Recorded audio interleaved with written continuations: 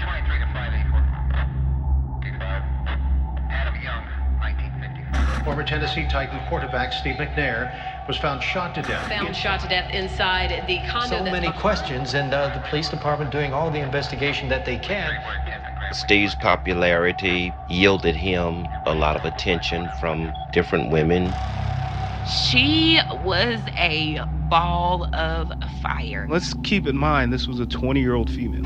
We just always heard her talk about her boyfriend Steve, her boyfriend Steve. Michelle was aware of Steve's indiscretions. When a female is mad at you, you know it. We've learned much more about how Steve McNair and another woman in an apartment died. For the last 5 to 7 days of Kazemi's life, our investigation is learning that she had become very distraught and that she was going to end it all. She's just, my life is just shit, and she just ended. I don't have any trust in the medical examiner, in the detectives, and I'm not ruling out anybody in terms of being a participant in the conspiracy to murder Steve. This is Tim Rowan. Welcome to Fall of a Titan. Today's date is July the 5th of 2009. Time by my watch is 15:41 hours. I'm here at 8046 Logan Drive in Laverne, Tennessee, about to interview Adrian Gilliam. And this is going to be concerning the investigation of the Steve McNair's death. One day after the Nashville police found the bodies of Steve McNair and Jenny Kazemi, investigators traced the murder weapon, a Brico Jennings 9mm handgun, back to a car salesman named Adrian Gilliam. The police interviewed him in his home in suburban Nashville. In that interview, Gilliam told the police that he'd sold the gun a few days prior. Who did you sell it to? I sold it to some young lady. What was her name? I don't even know her name, sir. He didn't even know her name, he said. This woman had found his business card on a car windshield. She'd reached out and asked if he could help her sell her used Kia. And then Gilliam said Jenny asked him casually, "Do you happen to have a gun I could buy too?" He said that he made the sale for $100. He said they made the exchange in the parking lot of a Dave & Buster's at the Opry Mills Mall in Nashville. But he didn't seem to remember which day this gun sale took place. It was a couple of days ago. It couldn't have been 3 or 4 days, 2 or 3 days ago. Can you try to think to the best of your ability what day that was? Might have been the day before yesterday, I think. It would have been not the day before yesterday, the day before that. Seems kind of odd that he wouldn't remember which day he'd sold the gun, right? Especially if it had only been 2 or 3 days prior. Gilliam described the woman who bought the gun in general terms. Small, dark black hair. The Nashville police showed him a picture, a small girl with dark hair, and asked him whether this was the woman he'd sold the gun to. I'm going to show you a picture, and I'm going to see if this may have been a young lady that purchased that gun from you. Okay, I'm showing you a picture. This is a picture of Shahir Kazemi. That's a photograph of her. Does that look like the young lady that you sold the gun to? That's exactly the same the lady I sold the gun to. Investigators are making this really easy on Gilliam. There's no photo lineup, just one picture. And they even feed him her name. Police asked Gilliam for more details, but he wasn't offering much help. Did she ever say why she needed the gun? That conversation? I never even got it. I didn't even know her name, man. Okay. You know what I'm so saying? she never told you any personal problems she may have been having or anything like that? Okay. I didn't even know her name. Gilliam is persistent on that point. Jenny was a stranger to him. The interview lasted just 7.5 minutes. 3 days later, on July 8th, Nashville police held a press conference and revealed their findings, that Jenny Kazemi had killed Steve McNair in a murder-suicide. Based upon the appearance of the crime scene, evidence collected, autopsy findings, laboratory results, the totality of the evidence clearly points to a murder-suicide. They said she'd purchased the murder weapon from a total stranger, Adrian Gilliam. They described the sale as an act of serendipity almost. Ron Surpass, the Nashville chief of police, told reporters, quote, "They transacted the deal, and that pretty much is where that ends." At another press conference on July 17th, Surpass said again of Gilliam, quote, "He hardly knows who he's dealing with, and yet he's selling a gun. How they came together is probably happenstance." Edward Yarborough, the U.S. attorney in Nashville, described the gun sale as, quote, "a casual exchange between two people." But then the Nashville PD got a hold of Jenny's phone records, and they discovered Adrian Gilliam did know Jenny. In fact, the two of them had been in regular contact for weeks, and at all hours of the night. Vincent Hill, the former cop turned private investigator, obtained a copy of those phone records and shared them with me. They cover only the last 3 weeks of Jenny's life, but they show that over that period, Jenny and Adrian Gilliam called and texted each other more than 200 times. Think about that for a second. How often do you call and text your significant other? Or your best friend? Or your mother? Jenny and Gilliam were calling and texting each other, on average, about 10 times a day. The phone records also show that Gilliam was one of the last people who spoke to Jenny before she died. Police had already gone public in pinning the murder-suicide on Jenny Kazemi, but on July 24th, they circled back and interviewed Gilliam for a second time. Today's date is July the 24th of 2009. Time by my watch is 11:17 hours. I am here at the Federal Building located at 9th and Broadway, about to interview Adrian Gilliam, and Mr. Gilliam is represented by his attorney, Hugh Mundy. Mr. Gilliam, one of the reasons we wanted to talk to you again, after our first initial interview with you, and then since that time we've gotten some phone records. We haven't gotten everything back in terms of phone records, but we've gotten some phone records back, Ms. Kazemi's phone records, and basically we have some problem with some of the statements you gave about the extent of you and Ms. Kazemi's relationship, and there were some phone calls up until the morning when this here all occurred that showing that you and her, you've made a phone call to her. Gilliam started over. He had a new story. This time he told the police that he first met Jenny outside a bar, maybe 3 or 4 weeks before she died. She was driving by. She stopped to chat and they exchanged numbers. He said he saw Jenny 3 times in person before he sold her the gun, twice at her apartment and once briefly at a Nashville club. Gilliam explained to the police that he'd been dishonest in his first interview because his fiancée had been sitting right next to him at the time, the implication being that she would not have been happy to hear about his relationship with Jenny. Gilliam denied that he and Jenny were dating, but he suggested that she maybe had that in mind. Well, we used to text frequently all the time. I mean, she was flirting with me and trying to lure me in, but we never really could, I never really got a chance to do that. After reviewing Jenny's text messages, police would later conclude that it was Gilliam who was in fact pursuing a romantic relationship with Jenny, not the other way around. In December 2009, Don Aaron, the Nashville PD spokesman, would say at a press conference, quote, "The messages that he sent to her clearly indicate he wants to be around her. He was pursuing her." And so Gilliam lied to the police to avoid trouble with his fiancée. But he also had another reason to be nervous about meeting with authorities. Adrian Gilliam was an ex-con, a convicted murderer, and it was illegal for him to even own a gun. Just by admitting that he'd sold the 9mm to Jenny, he would be implicating himself in a federal crime. In fact, shortly after he spoke to the police, he was charged as a convicted felon in possession of a firearm. Gilliam's criminal history came to light as his gun possession case played out in the fall of 2009. According to court documents filed by Gilliam's lawyer, Gilliam had a rough childhood. His parents divorced when he was young, and he was shuttled back and forth between them. His father was in the Air Force and moved frequently, which complicated things. According to the documents, when Gilliam visited his father, his stepmother gave him severe beatings. Around the time he turned 14, Gilliam was sent to live with his mother in the Miami area in public housing. Shortly after that, Gilliam apparently fell into a bad crowd. He was arrested 3 times in the span of about 4 months for a range of charges: auto theft, burglary, criminal mischief. A year later, when Gilliam was 15, he was arrested again, auto theft and burglary. Then, the year after that, Hurricane Andrew ravaged South Florida, and Gilliam and his friends saw an opportunity. They grabbed some guns, hopped in a stolen car, and started driving around, looking for houses to rob. Gilliam was only 16 years old at the time. At their first stop, they held a woman and her 10-year-old granddaughter at gunpoint, and they nabbed almost $20,000 in jewelry and cash. Then they tried another house. There seems to be some discrepancy about what happened next. In 1992, the state said that Gilliam and 2 of his friends emerged from their car brandishing weapons.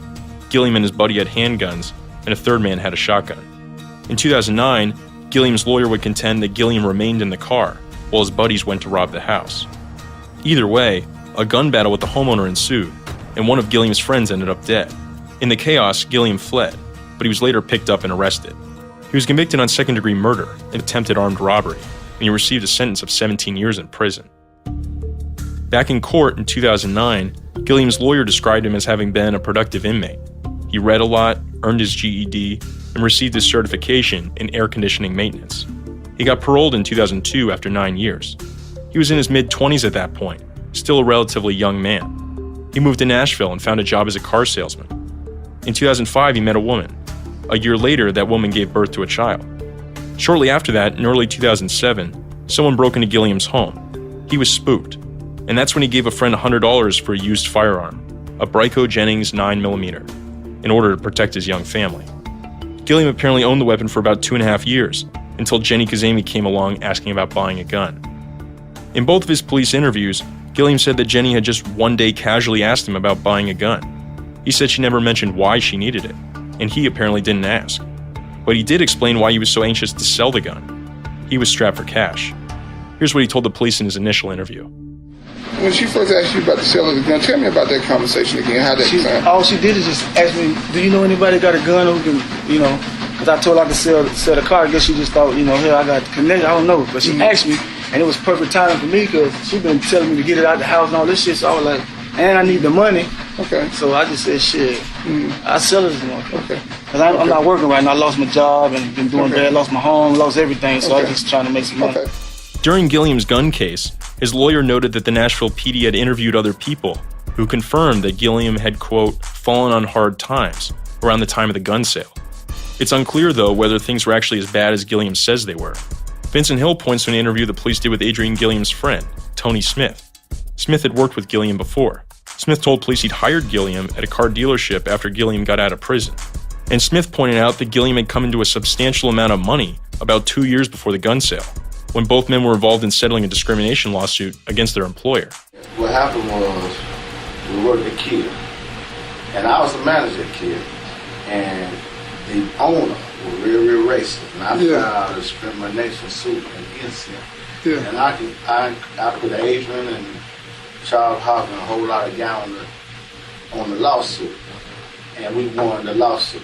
So when we won the lawsuit, everybody, some people got 200,000, some people got 100,000. I think Adrian got about 150. If Smith is right, Adrian Gilliam pocketed $150,000, and then 2 years later, found himself so desperate that he sold a pistol to a near stranger for $100. Now, this isn't an instant millionaire situation, but $150,000 would be a lot of money to someone in Adrian Gilliam's shoes. And while it's possible that Gilliam squandered that away, it makes you wonder about his claim. This is a guy who, when he communicated with Jenny, still referred to himself as Mr. Ben had stacks, as in Gilliam had stacks of money.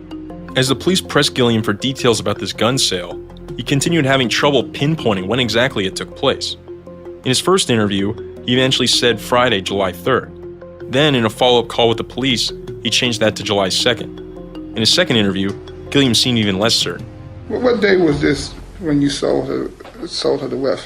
The day I sold it to her at about 6 o'clock. I spoke to her that night, and I guess it must have took place that later that evening or that night. She must have took care of whatever she done, because that's how it's turning out. So when you said 6 o'clock that night, are you talking about that Friday night? Which would have been the third? I don't know what day it was, but whatever day it was around 5 or 6 o'clock. The police don't push Gilliam much further than that.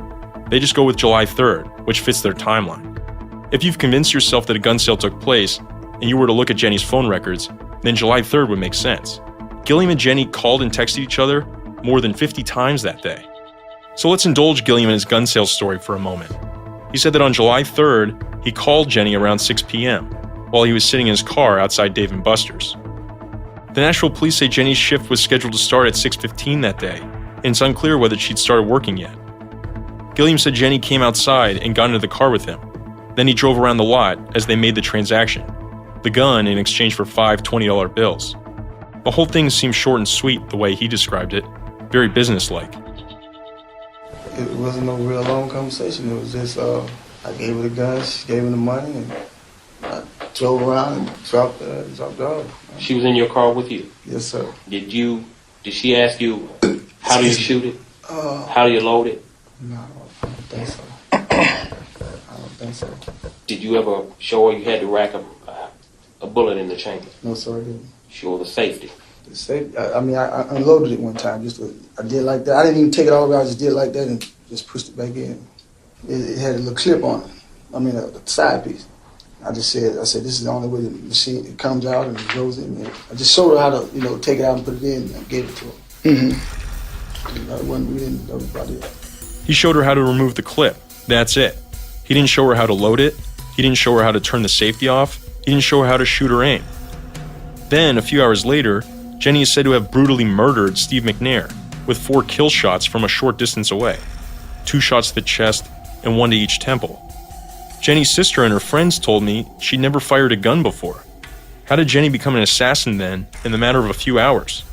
That's a question that I came across again and again, from Vincent, from friends, from family members. Investigators asked Gilliam, what happened next? And where did you let her out of the vehicle at? In the parking, directly straight towards Dave & Buster's. What did she do with the gun when she put it in a pouch. She had on a black pouch, and she put it in the pouch. Gilliam said he let her out in front of Dave & Buster's, and that she put the gun in her pouch. Presumably, he was referring to the pouch on her work apron. Gilliam says that after he let Jenny out of the car, she took the gun back into Dave & Buster's. Vincent Hill finds that hard to believe. So he says she put it in her apron, all 110 pounds of her, puts it in this tight black apron, and she magically walks back into Dave & Buster's, and no one sees the imprint of this large 9mm in her apron. So she's ninja style enough to walk from his car in broad daylight back into Dave & Buster's. Apparently, assumingly, into the locker room through customers, workers, and then put it in her purse. Really? And no one ever sees this little girl with this huge gun in her apron. That just made no sense whatsoever. Sonia New, Jenny's Dave & Buster's supervisor, agrees. She doesn't think that Jenny could have made it very far carrying a gun in a work apron. The aprons are half aprons, very, very small, large enough to hold a server book, and even that, the server book would not be completely concealed. Even the smallest handgun would be noticeable. And then if she has a weapon, where's she keeping it? She didn't have access to a lot of hiding. Sure, she could have hidden it somewhere, but it just doesn't seem logical. Where's she keeping it? Good question.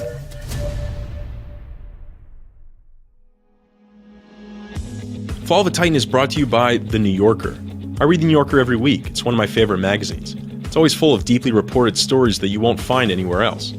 Last month, I went to see Patrick Radden Keefe at the New Yorker Festival, talk about a true crime story that he recently written. The story was about a Dutch gangster who was exposed by his own sister. It's a 12,000-word story about the criminal underbelly of Amsterdam, but it's also a story of family and betrayal. It's a type of story you're only going to read in the New Yorker. In every issue, you also get poetry, fiction, and cultural criticism, covering everything from books to movies. I especially love reading the witty and insightful stories in the Talk of the Town section. New Yorker has also ramped up its website. NewYorker.com now publishes 15 to 20 new stories every day, which is great because now I don't have to wait a week to read the New Yorker when big news breaks. You shouldn't wait either. Go to NewYorker.com/Titan. Listeners of this podcast save 50% when they enter the code TITAN. With this special offer, you'll receive 12 issues for just $6, plus get the exclusive New Yorker tote bag. You can choose between print, digital, or combo subscription. Subscribe to the New Yorker and read something that means something. That's 12 issues for $6 and a free tote bag when you go to NewYorker.com/Titan. Where would Jenny have stashed a gun? In a Dave & Buster's. For those unfamiliar, Dave & Buster's is a cross between a sports bar and a Chuck E. Cheese. Big screen TVs and arcade games everywhere. And this particular Dave & Buster's is located in the Opry Mills Mall, adjacent to the Grand Ole Opry House and the Gaylord Opryland Resort and Convention Center. Which is to say, this Dave & Buster's is a tourist trap. It's crowded. When Vincent was taping one of his true crime shows, he actually went to a Dave & Buster's and tried testing what this would look like. Someone stuffing a gun into one of their aprons. Yeah, we actually went to Dave & Buster's in Nashville, and we were like, hey, we need to borrow your apron. This is going to sound weird, but this is what we want to do. We put my 9mm inside the apron, and you could just see the bulge, right? And if you turn it a certain way, it sticks out. So that whole story just never made sense. I asked the police, what did Jenny do with the gun after buying it from Gilliam? I was curious if they had a more reasonable explanation than the one Gilliam offered. But it sounded as though they didn't really know. They told me, quote, "We cannot say what Kazemi did with the gun after receiving it from Gilliam." Vincent Hill asks, if this gun sale actually took place, wouldn't there have been surveillance video of Jenny meeting Gilliam in the parking lot? Even just to shut me up, this old crazy Nashville cop, ex-Nashville cop, even to shut me up, you know what they would have done? They would have shown that video to say, here's Adrian Gilliam pulling up in the Opry Mills. Here's Sahel Kazemi seen walking out of Dave & Buster's to his car. Here's Gilliam driving around like he said. Here she is exiting the car and walking back into Dave & Buster's. But guess what they haven't done? They haven't shown that. You know why? Because it doesn't exist. That's the whole premise of the case. The easiest way to shut people up is just show that. It doesn't exist. There's no way it exists. I reached out to Les Morris, a spokesman for the Opry Mills Mall complex, and he told me that any surveillance tapes the mall had were turned over to the police. I inquired about any archival footage they might have kept, and he said anything like that would have been destroyed in a flood in 2010. So I asked the Nashville police if they had any surveillance footage from Dave & Buster's. They checked their archive. Nothing. Nor is any such tape mentioned in the police report. Now, I want to point out, Adrian Gilliam is the only person saying this gun sale even took place. There are no other witnesses in the police report. No one corroborated Gilliam's story. There's apparently no video evidence either.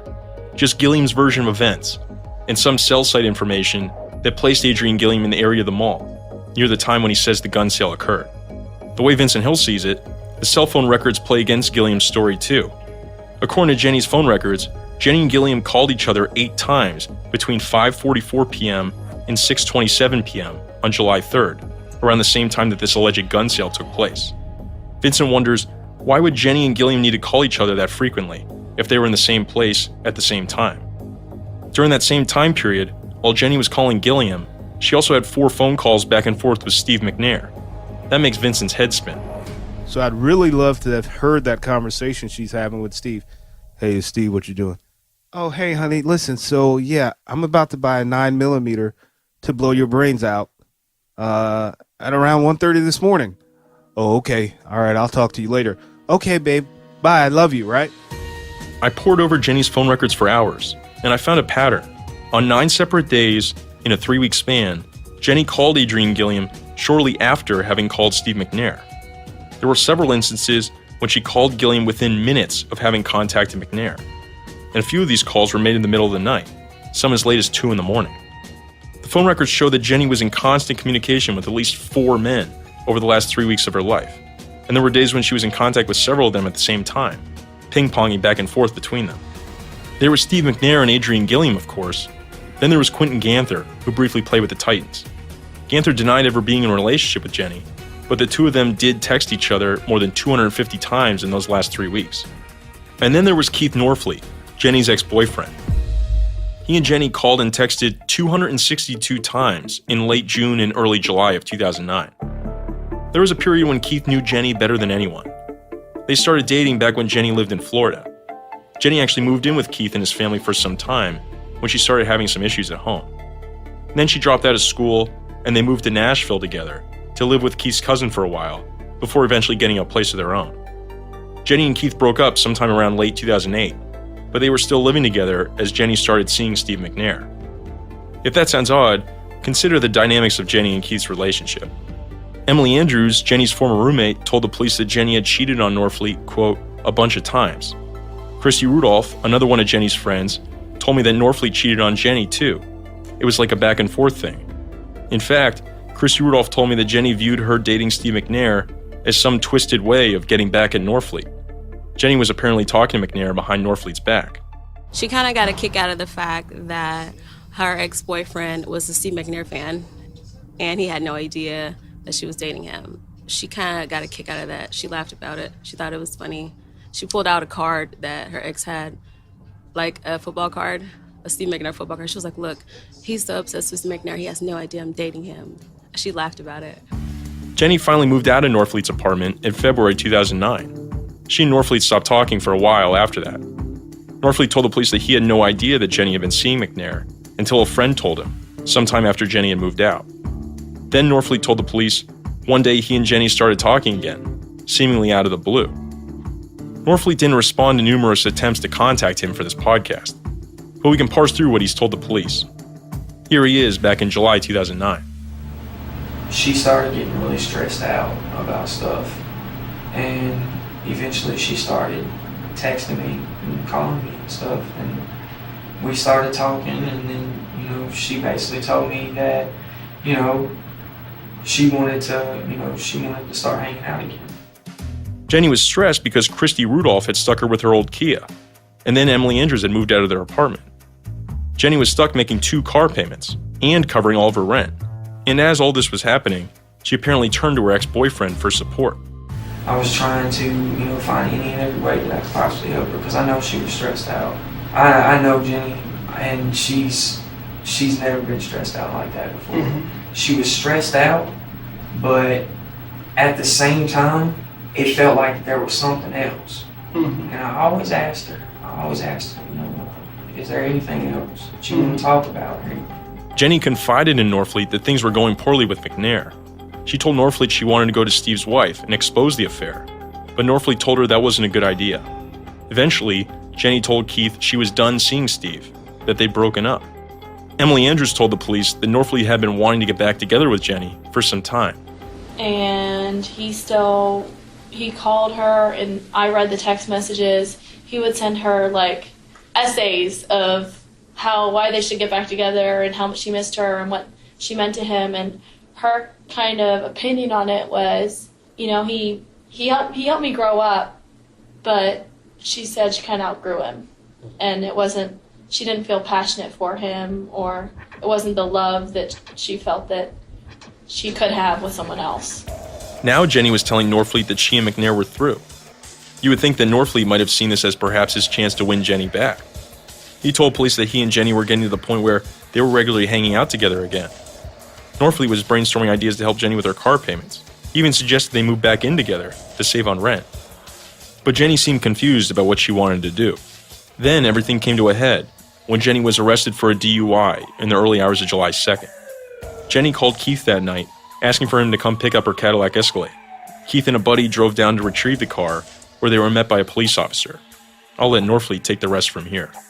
We go to the parking lot, and I was like, all right, so do you know if she left the keys in the glove compartment? Because I had no way, I don't have the keys or anything like that. And he was like, no, it's illegal to leave the keys in the car. And I was like, well, is there a way maybe I can go to where you took her to pick the keys up? And he was like, no, they're not going to let you get them. Mm-hmm. And that's when he asked me, he was like, well, dude, are you her boyfriend or something? And I was like, no, I'm her ex-boyfriend. And he was like, well, I was just asking because she said her boyfriend was in the car. And I was like, oh, well, do you know who it is? And he was like, well, do you know anything about NFL football? And I was like, yeah, I know who you're talking about. And who would that be? Who you think he was talking about? Steve McNair. Later that morning, Norfleet emailed a reporter at the Tennessean, the local paper, saying that Steve McNair had been involved in a DUI case downtown, and that he had been with, quote, a 20-year-old girl claiming to be his girlfriend. I thought he was married. Keith wrote. Keith later told police that he sent that email because he wanted McNair to be held accountable, but it's easy to read that as he wanted to push Steve and Jenny apart. The next day, on the afternoon of Friday, July 3rd, Keith asked Jenny what was going on between her and McNair. She led me to believe, this is her exact words, she was like, no, we was just hanging out downtown at the bar and we had a few drinks. And I was like, okay. Norfleet made it seem like he and Jenny had made up. Norfleet told police that later that night, he texted Jenny, suggesting that they take a vacation together to take her mind off everything. Then, if she wanted to, he said, she could move in with him when they got back. Norfleet told the police that Jenny responded, quote, that's a good idea. Sounds good. But that would never happen. Jenny and Steve turned up dead the next day. In the aftermath, Jenny's nephew told the police that Keith Norfleet, Jenny's ex-boyfriend, should be considered a person of interest.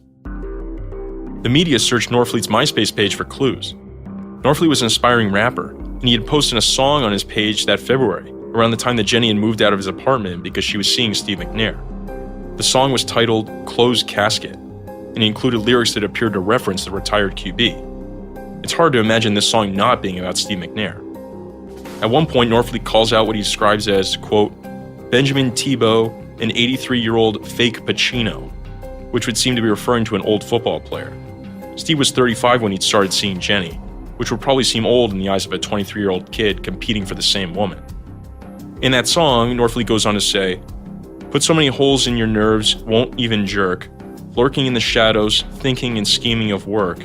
Got a little cocky, so you decided to flirt. Now you're flirting with death."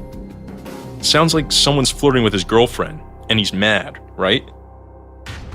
The final verse gets even more intense. "If you ever do it again, bitch, I'm not rapping. I'm getting a clip and clapping, and I'm not laughing.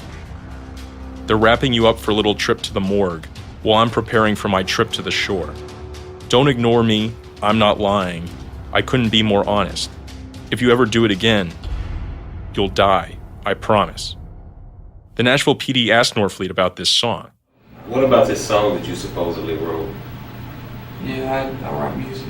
Okay. I write music, and I'm just being honest. I write music because that's how I've been. I mean, she knew that. Everybody knows that. Everybody close to me. Tell us about the one you wrote in reference to McNair. In reference to McNair. Did you write one in reference to McNair? This is stuff from the people. Information we got that there was a. I never wrote a song about McNair. You didn't? What about doing harm to Jenny or anyone? Oh well, I mean, it's rap music. So I mean, there's songs on there from like back in the day. It's just like regular rap or whatever. But like anything that has anything to do with Jenny or anything like that, like it was just me basically. You know how somebody would write. They'll write in a journal or anything like that. That's how I would do it. I would write music. I mean, she knew that. Norfleet said he wrote music to vent. He denied he ever wrote a song about McNair, and that was that. The police didn't call him on the fact that this song was hardly from back in the day. He'd posted it apparently around the time that Jenny moved out and stopped talking to him. The police didn't really push Norfleet about this song, though. They did ask Norfleet, "Where were you the night that Jenny died?" He said he'd been working at White Castle all night. Sometime around 2:30 a.m., he left the restaurant on his work break to go pick up a friend. Then he returned to White Castle to finish out his shift. He clocked out at 3:09 a.m., at which point he and his friend went back to his place and watched music videos until they fell asleep. The police checked Norfleet's time card. They also spoke with Norfleet's friend and his White Castle coworker who was working that night. Apparently, Norfleet's alibi checked out. The police moved on. Fall of the Titan is brought to you by Harry's. I recently switched over to Harry's razors, and I can't imagine shaving with anything else now. Harry's gives me a smooth, close shave, so I don't look like a complete slob when I show up to do a podcast interview. The secret is in the blades. Harry's blades are made with sharp, durable steel, and they're inexpensive too. Harry sells their blades directly to you over the internet, so their prices are much lower compared to the competitors. I pay $2 per blade with Harry's, where others charge as much as $4 or more. And the best part is, there's a quality guarantee. If you don't love your shave, let Harry's know within 30 days, and they'll give you a full refund. Listeners of this show can get a $13 value trial set that comes with everything you need for a close, comfortable shave. That includes a 5-blade razor, shave gel, and a travel blade cover. You can redeem your trial set at harrys.com/Titan. That's harrys.com/Titan. The police also needed to account for Adrian Gilliam's whereabouts on the night of July 3rd into the early hours of July 4th. And that one's a bit trickier. Remember, Gilliam was one of the last people to talk to Jenny alive. He called Jenny at 12:02 a.m. on July 4th, and they spoke for 3 minutes. And for all the other times when Gilliam's memory would fail him during his police interviews, he seemed to remember exactly where he was and what he was doing when he made that call. You went downtown anywhere? I was in Antioch, Tennessee. I was at a BP gas station, and I pulled up. I'm gonna tell you how I know I was at, because I had just left my friend's house, who I told him whose house I was at, and he asked me, he said, "Man, could you go get me a Coke, because he likes to drink Crown Royal." He said, "Man, could you go and get me a Coke soda to put with my Crown Royal?" I said, "Yeah, man." So I ran up to the BP gas station, and the gas station was closed, and so I drove to Burger King, and I bought him a Coke. Gilliam said he was in Antioch, Tennessee when he made that call. Antioch is about 25 minutes away from Steve McNair's condo in downtown Nashville. Gilliam said he was running an errand for his friend, Tony Smith, when he called Jenny. Yeah, when I called it, I said, what you doing? I asked her if she'd come down there. Yeah. What'd she say? She said, "No, okay, I'm downtown, 7th." Did she ask you to come down there? I think she did, but I was like, man, shit, I ain't gonna wait out, too far. Okay. About how long did you and her talk? Probably 2 or 3 minutes. They decided not to meet up, apparently. So Gilliam said he returned to Tony Smith's house for a couple of hours. At 1:17 a.m., Gilliam texted Jenny, "You good?" That was right around the time McNair arrived back at his condo. Police questioned Gilliam about that text. But then, roughly a little over an hour later, you send her a text that says, "You good?" Yeah. Was there something in that prior conversation at 12:02 that made you believe that something was going on? Nah. You good is like, man, like, what's up? It's like saying, what's up, man? You know, that's what that means. That's all it is. Gilliam said he stayed at Tony Smith's house until around 2 a.m. Remember, police estimate that Steve and Jenny died sometime around 2 a.m. that night.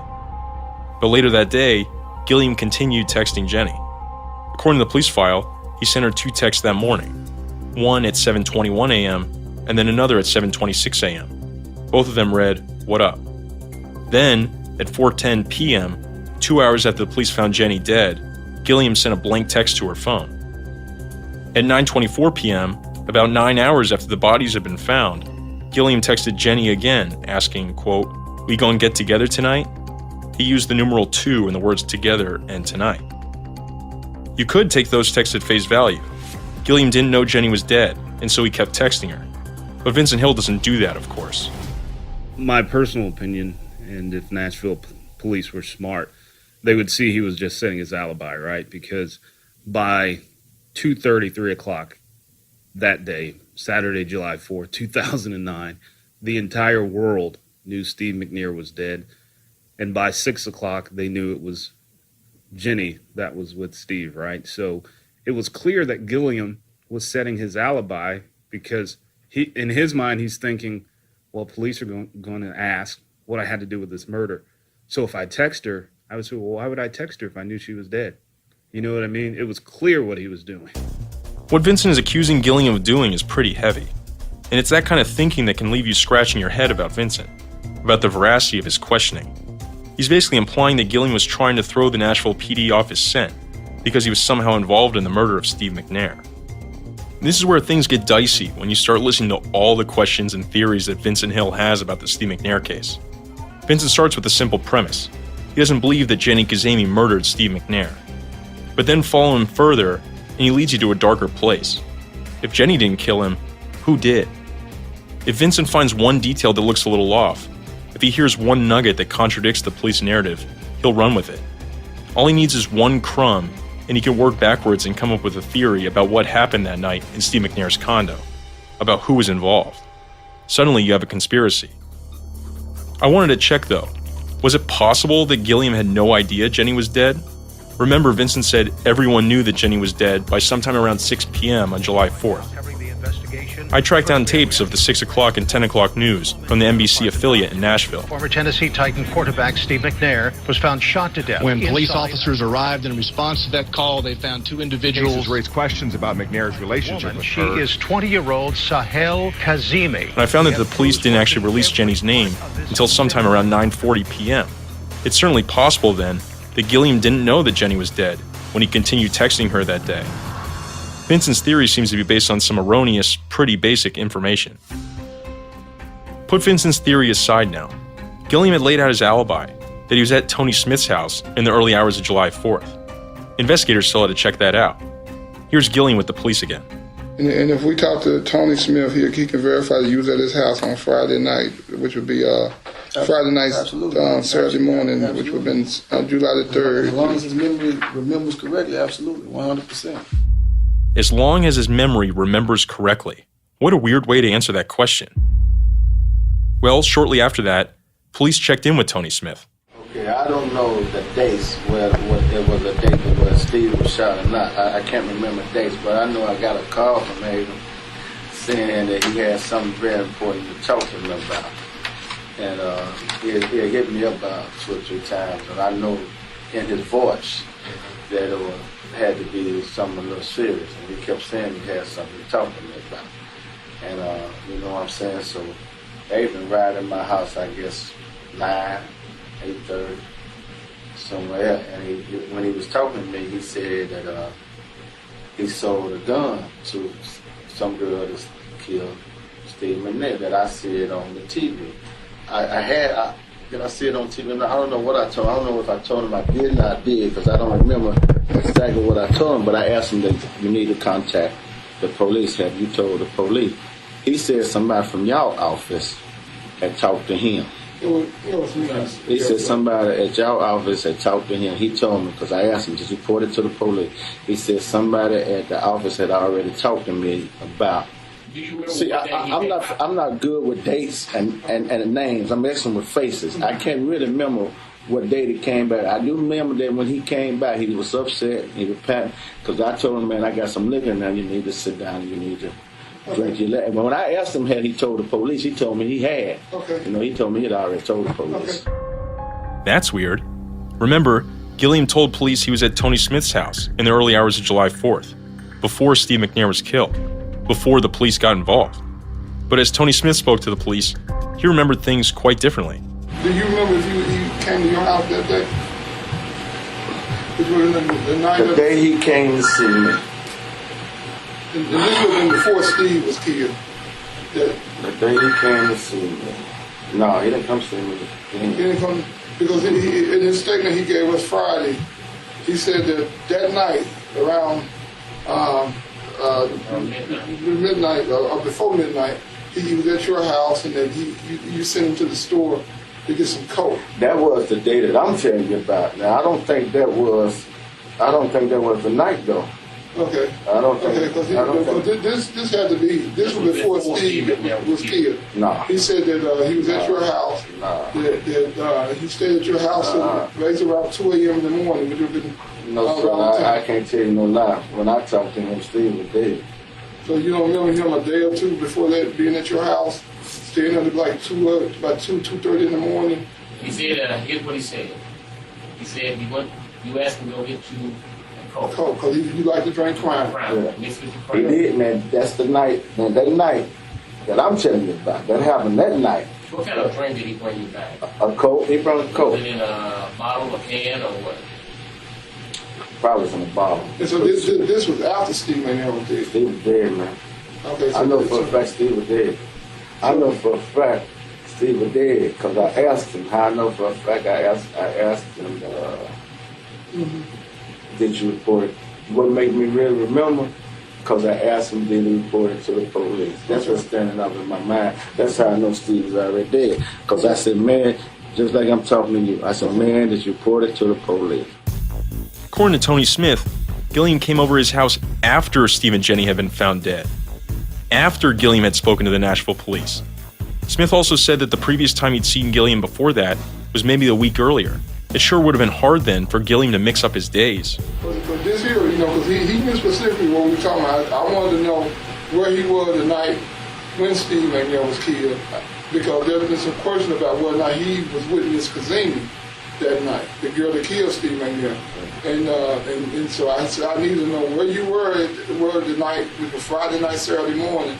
And his alibi was that he was at your house, and you sent him to the store to get coke, and then after that he said when he got to the. Now, Adrian's a good friend of mine, but I ain't finna lie for nobody, okay? Okay. Now I'm gonna tell you that didn't happen. How I know that didn't happen, bro? Because the reason he came to my house was to tell me about Steve. So how did that happen?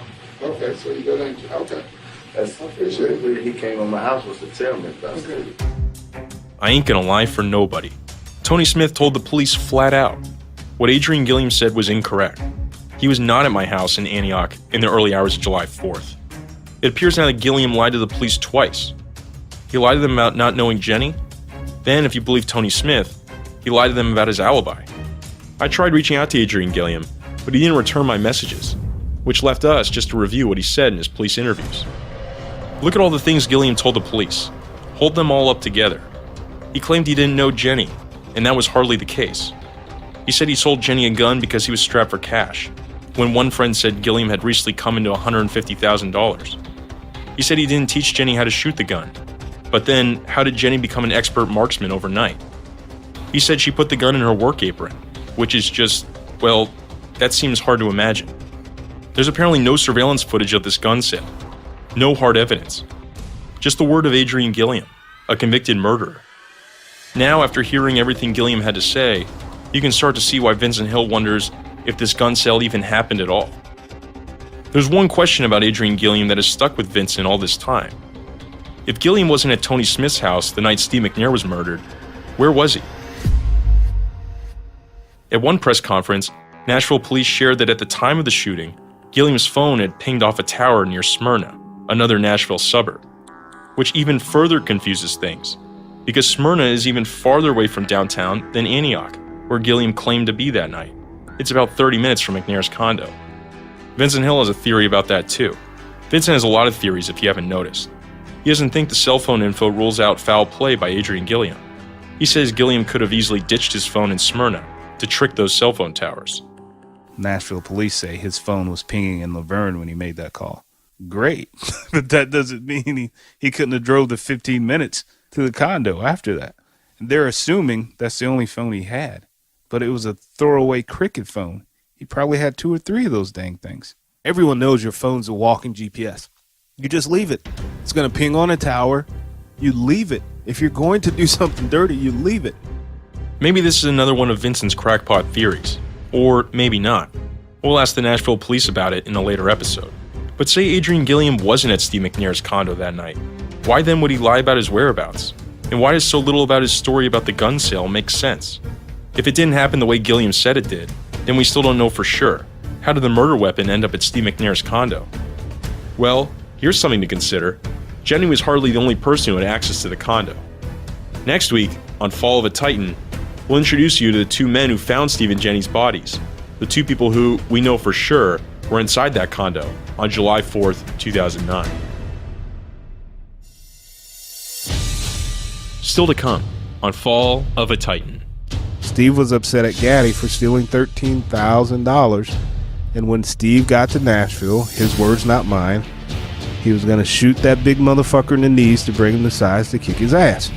Gaddy was asked a direct question on the night of the funeral by Steve's brother Tim. He asked, "Did you kill my brother?"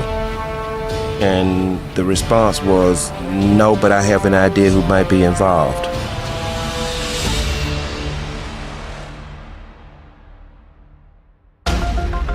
Hi, this is Tim Rowan, host of Fall of a Titan. Thanks for listening. If you're enjoying the show, please make sure you subscribe and leave us a review. Also, be sure to check out our hub page at si.com/McNair, where you can get documents, videos, and more material associated with the case.